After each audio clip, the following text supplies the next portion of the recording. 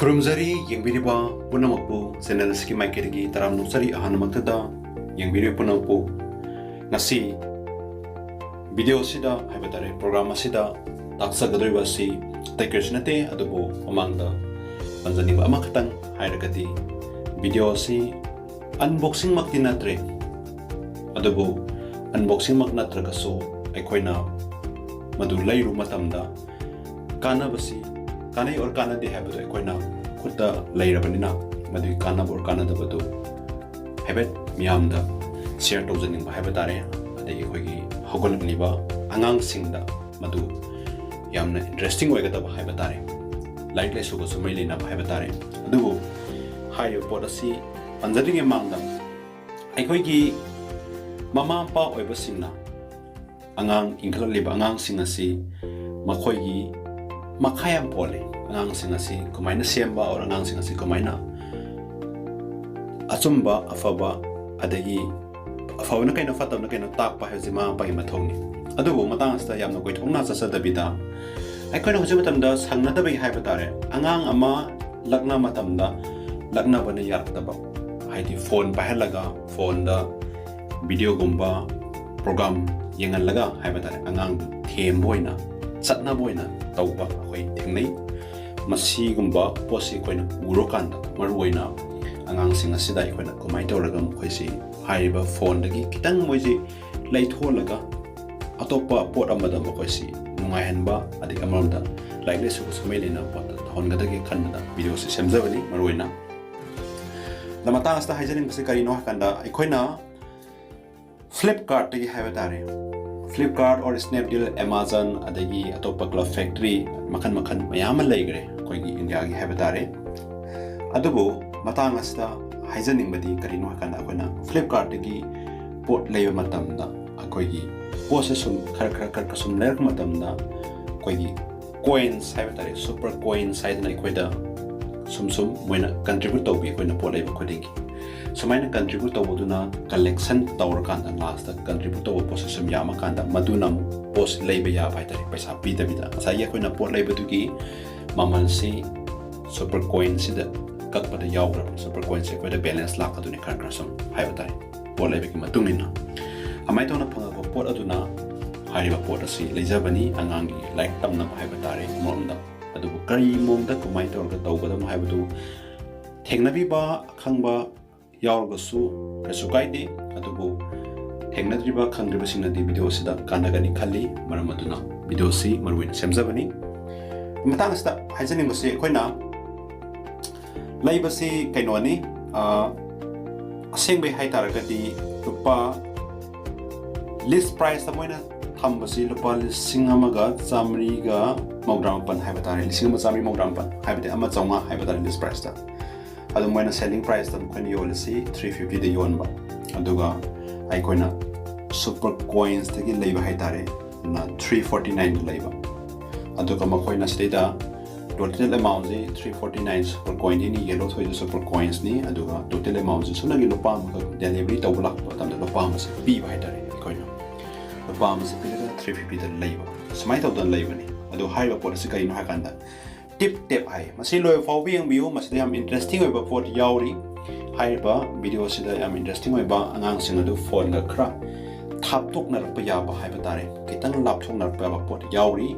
masi da koi tip haiba da tip haiba pot sida koi gi speaker yauba battery pan ba adagi volume lekhat lektha ya ba adumba facility mayam yauri hai tare smai tawdun lai ara masi da koina learning function yauba learning function matomdana haigaduni test function yauba aduga continuous koi read function haitare adum continuous to pa yaba aduga hariba pot ma spelling function to yaba aduga on off laigani volume control adu play toba hariba particular pot aduda koina namakanda matomdana play toba pot adu mi haitare samai ton angang singada koina sumba mongna interesting leiba topa item mayam lai manaba makhan atu mayam du sida koina nei nabai ai smai ton angang sin su interesting leiba aduga phone no laptop na ba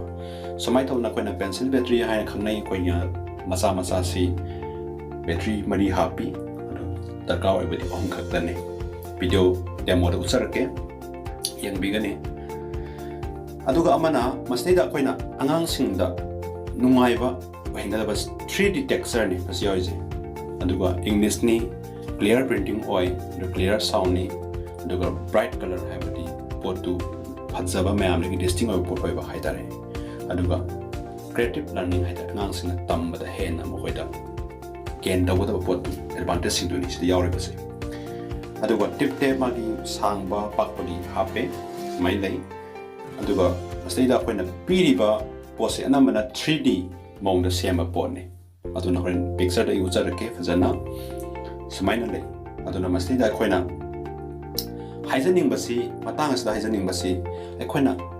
ꯂꯥꯏꯔꯤꯛ ꯇꯝꯕꯒꯤ ꯗꯤꯖꯥꯏꯟꯁꯤꯁꯨ ꯑꯍꯣꯡꯕ ꯂꯥꯛꯑꯦ ꯑꯉꯥꯡꯁꯤꯡꯗ ꯑꯗꯨꯅ ꯁꯨꯃꯥꯏꯅ ꯇꯧꯅ ꯑꯍꯣꯡꯕ ꯂꯥꯛꯄꯅꯤꯅ ꯑꯩꯈꯣꯏꯅ ꯑꯉꯥꯡꯁꯤꯡꯗ ꯍꯧꯖꯤꯛꯀꯥꯟꯗꯤ ꯐꯣꯟꯗ ꯌꯥꯝꯅ ꯀꯣꯛ ꯊꯥꯗꯕ ꯂꯩꯔꯦ ꯑꯉꯥꯡꯁꯤꯡꯁꯤ ꯄ꯭ꯂꯦ ꯁꯥꯟꯅꯕ ꯒꯦꯝ ꯁꯥꯟꯅꯕ ꯑꯗꯒꯤ ꯋꯥꯈꯜꯁꯤ ꯃꯣꯕꯥꯏꯜ ꯄꯥꯏꯔꯒꯗꯤ ꯊꯦꯝꯕ ꯌꯥꯗꯧ ꯇꯧꯕ ꯑꯍꯟꯁꯤꯡꯅꯁꯨ ꯃꯗꯨ ꯈꯤꯇꯪ ꯂꯥꯞꯊꯣꯔꯒ ꯏꯟꯇꯔꯦꯛꯇꯤꯚ ꯂꯔꯅꯤꯡ ꯍꯥꯏꯇꯥꯔꯦ ꯁꯥꯎꯟ ꯋꯥꯜ ꯆꯥꯔꯠ ꯁ꯭ꯇꯤꯀꯔ ꯍꯧꯖꯤꯛ ꯑꯩꯈꯣꯏꯅ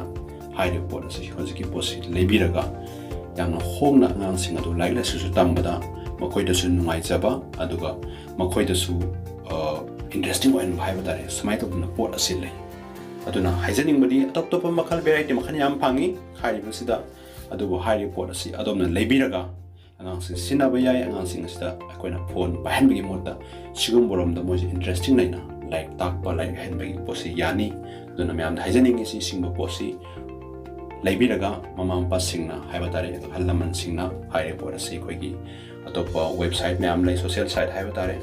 ꯑꯗꯣꯝꯗ ꯍꯥꯏꯔꯤꯕ ꯄꯣꯠꯁꯤ ꯏꯟꯇꯔꯦꯁꯇꯤꯡ ꯂꯩꯅ ꯂꯩꯕꯤꯔꯒ ꯇꯥꯛꯄꯤꯌꯨ ꯇꯝꯕꯤꯌꯨ ꯍꯦꯟꯅ ꯑꯉꯥꯡꯁꯤꯡ ꯑꯗꯨ ꯑꯐꯕ ꯑꯣꯏꯍꯟꯕ ꯂꯝꯕꯤ ꯑꯃꯗ ꯍꯥꯏꯕ ꯇꯥꯔꯦ ꯑꯗꯨ ꯑꯩ ꯍꯧꯖꯤꯛ ꯚꯤꯗꯤꯑꯣꯗ ꯎꯠꯆꯔꯛꯀꯦ ꯗꯦꯃꯣ ꯃꯇꯦꯛ ꯑꯃ ꯍꯥꯏꯕ ꯇꯥꯔꯦ ꯃꯤꯠꯌꯦꯡ ꯇꯥꯃꯤꯟꯅꯁꯤ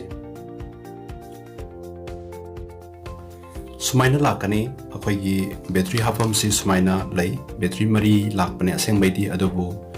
ꯑꯩꯈꯣꯏꯅ ꯁꯤꯗꯩꯗ ꯍꯥꯞꯀꯗꯕꯗꯤ 3 ꯈꯛꯇꯅꯤ ꯍꯥꯏꯕ ꯇꯥꯔꯦ ꯑꯁꯤ ꯄꯦꯟꯁꯤꯜ ꯕꯦꯇ꯭ꯔꯤꯅꯤ ꯑꯗꯨꯒ ꯁꯤ ꯍꯨꯛꯁꯤꯁꯨ ꯇꯣꯉꯥꯟꯅ ꯌꯥꯎꯔꯛꯀꯅꯤ ꯑꯩꯈꯣꯏꯅ ꯐꯤꯛꯁ ꯇꯧꯕꯤꯒꯗꯕꯅꯤ ꯁꯨꯃꯥꯏꯅ ꯇꯧꯗꯅ ꯑꯩꯈꯣꯏꯅ ꯇꯧꯔꯕ ꯃꯇꯨꯡꯗ ꯑꯉꯥꯡꯁꯤꯡꯗ ꯍꯥꯏꯕ ꯇꯥꯔꯦ ꯑꯩꯈꯣꯏꯅ ꯋꯥꯜꯗ ꯌꯥꯟꯕꯤꯔ ꯃꯇꯨꯡꯗ ꯑꯉꯥꯡꯁꯤꯡ ꯑꯗꯨ ꯑꯩꯈꯣꯏꯅ ꯂꯥꯏꯔꯤꯛ ꯇꯥꯛꯄꯗ ꯌꯥꯝꯅ ꯅꯨꯡꯉꯥꯏꯕ ꯄꯣꯠ ꯑꯃꯈꯛ ꯑꯣꯏꯒꯅꯤ ꯈꯜꯂꯦ ꯍꯥꯏꯕ ꯇꯥꯔꯦ ꯑꯉꯥꯡꯁꯤꯡꯗꯨꯁꯨ ꯌꯥꯝ ꯏꯟꯇꯔꯦꯁ ꯂꯩꯕ ꯄꯣꯠ ꯑꯃ ꯑꯣꯏꯒꯅꯤ ꯑꯗꯨꯅ ꯃꯇꯥꯡ ꯑꯁꯤꯗ ꯍꯥꯏꯖꯅꯤꯡꯉꯤꯁꯤ ꯑꯩꯈꯣꯏꯅ ꯁꯤꯗ ꯌꯦꯡꯕꯤꯁꯤ ꯁꯤꯗꯩꯗ ꯑꯩꯈꯣꯏꯅ ꯁꯤꯅ ꯁ꯭ꯄꯤꯀꯔ ꯂꯩꯖꯔꯦ ꯃꯁꯥꯒꯤ ꯑꯗꯨꯒ ꯁꯤꯗꯩꯗ ꯑꯩꯈꯣꯏꯅ ꯑꯣꯟ ꯑꯣꯐ ꯇꯧꯅꯕ ꯂꯩ ꯑꯣꯟ ꯑꯣꯐ ꯇꯧꯅꯕꯁꯦ ꯇꯧꯕꯤꯁꯤ ꯁꯨꯃꯥꯏꯅ ꯂꯩ ꯑꯗꯣ ꯃꯁꯤꯗ ꯑꯩꯈꯣꯏꯅ ꯚꯣꯂꯨꯝꯁꯦ ꯂꯩꯈꯠꯀꯦ ꯍꯥꯏꯔꯒꯅ ꯄ꯭ꯂꯁ ꯇꯧꯕꯁꯦ ꯑꯩꯈꯣꯏ ꯂꯩꯈꯠꯄ ꯌꯥꯏ ꯁꯨꯃꯥꯏꯅ ꯑꯗꯨꯒ ꯃꯥꯏꯅꯁ ꯇꯧꯕ ꯏꯁꯤꯅ ꯑꯩꯈꯣꯏꯅ ꯁꯤꯗꯩꯗ ꯑꯩꯈꯣꯏ ꯂꯩꯊꯒꯦ ꯁꯨꯃꯥꯏꯅ ꯂꯩꯊꯕ ꯌꯥꯔꯦ ꯁꯤ ꯃꯌꯥꯝꯅ ꯑꯗꯨꯝ ꯈꯪꯕꯤꯔꯒꯅꯤ ꯁꯤꯗꯩꯗ ꯂꯔꯅꯤꯡ ꯑꯗꯒꯤ ꯁꯤꯗꯩꯗ ꯇꯦꯁ ꯑꯗꯩ ꯁꯤꯗꯩꯗ ꯀꯟꯇꯤꯅ꯭ꯌꯨ ꯁ꯭ꯄꯦꯂꯤꯡ ꯁꯨꯃꯥꯏꯅ ꯁꯤꯗ ꯄꯤꯔꯤꯕ ꯃꯌꯥꯝꯁꯦ ꯑꯩꯈꯣꯏꯅ ꯍꯥꯏꯖꯅꯤꯡꯉꯤꯗꯤ ꯁꯤꯗ ꯂꯩꯔꯤꯕ ꯃꯌꯥꯝꯁꯤꯗ ꯑꯩꯈꯣꯏꯅ ꯂꯣꯏꯅ ꯂꯣꯏꯅ ꯇꯧꯕ ꯌꯥꯏ samna habada akoina yam tentang dum haijage seida wari ne akoina seida namningai sound ye koi si yauri se seida akoina hai nambi ba yai basmaina fox smaina are elephant han elephant han smaina elephant aduga akoina seida lion haidare ne ko lion yo lion smaina nambi ba lion smaina adamasi angang singda yam nungai ba poram ka oigani na haijaningi viewers singda aduna masi leibada kaiba leite yamna tangmusna taba adegi yamna hongmusna taba mewerabna haibata angang singda ade khoina learning toba sumaina tawbe ai test tawbe ai test tawbe ai sumaina ade continue tawbe sumaina dum goat, kangaroo, sumaina mathang camel, cat, chimpanzee, polar bear, crocodile, giraffe, snake, dog, dolphin. sumaina dum tawbe ai adam se khoina Let's spell the word. Please try to press G O A T spelling ga loina na haiba tare si kangaroo hai A-N-G-A-R-O-O kangaroo sumaina lei adubu masida koin on off tawge tum loyer kan on off tawsi yare ada masi yamna kanaba maming se tip tap hai se yam kanaba pot ama oini aduna angang singda ekoina phone dagi khar laptop na bhai batare phone ga yamna kanna makoji attach o hand bida sumaina laptop na bida mutta hai ba pot ase product as laiba yamna su chawbana te plastic ki faw quality na pack tawa poni ada masi yam fai aikoi yu side dagi dai jatare aduna masi leibiraga adomdongi yumda angang sing adu hena afaba interesting leiba haibadi angang sing du nungai hana bo khona bada sumaina so koi nungai han ba yai only mobile katang pisal laga angang sing da sanhan ba mami sope abagi posi chang wangi dana ko ana mai top dana sigi posi leibio tip tap haibani mami admasi any social khoi gi app mayam lei tuni sai haijagi ba Flipkart Amazon adagi Snapdeal haiba sing da TBU yawringu natraga so totopa item mayam manaba phanga di adum leibiyo leiraga masi yumda sinabada angang sing da su hena thawai hara hon bai tare ko amai to bi bai aduna channel se haijani ngi ti sumba porasi unboxing mak tin tre aduna masi khitang sumba man lei haibadu taksana khona da video semjabani amadi yang video puna mukpu amuka hana